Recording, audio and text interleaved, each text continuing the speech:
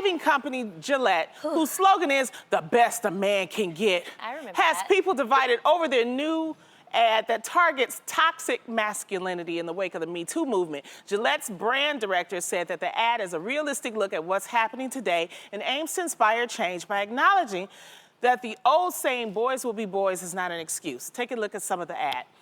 It's been going on far too long. We can't laugh it off. Who's the daddy? What I actually think she's trying to say. Making the same old excuses.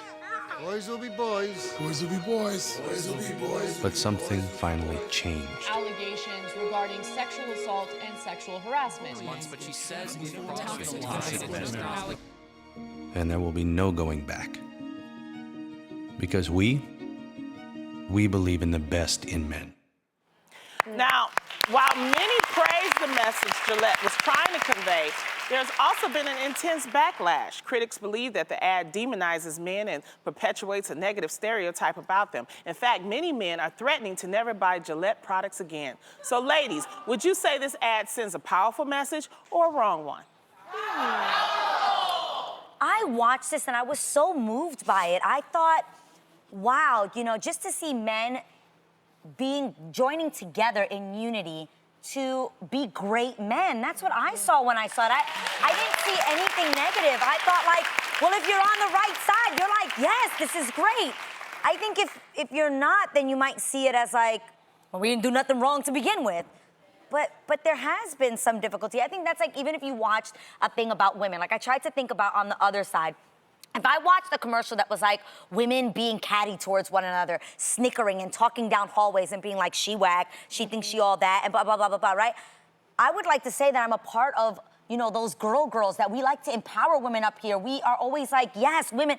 I would watch a commercial like that and be like, that is true. Some people can act like that, and we shouldn't act that way. And I think if you watch it, it almost should make you feel like, dang, if I ever did any of those things, I don't want to be that kind of man. Yeah. But I applaud the men that are doing the good.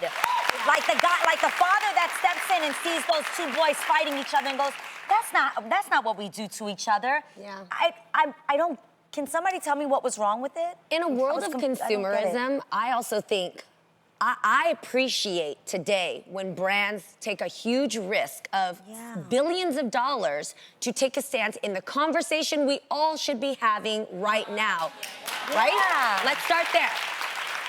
I talk a lot about here being socially responsible, right? Today we buy things. Are you checking out if these places are ethically reliable? Where are they, you know, coming from the right places? When you're paying $2 for a shirt, who's involved in making it? And are they getting paid to feed their kids or whatever it might be? But that said, when a brand does this, I start to listen. I'm like, all right, how are you gonna give me this message?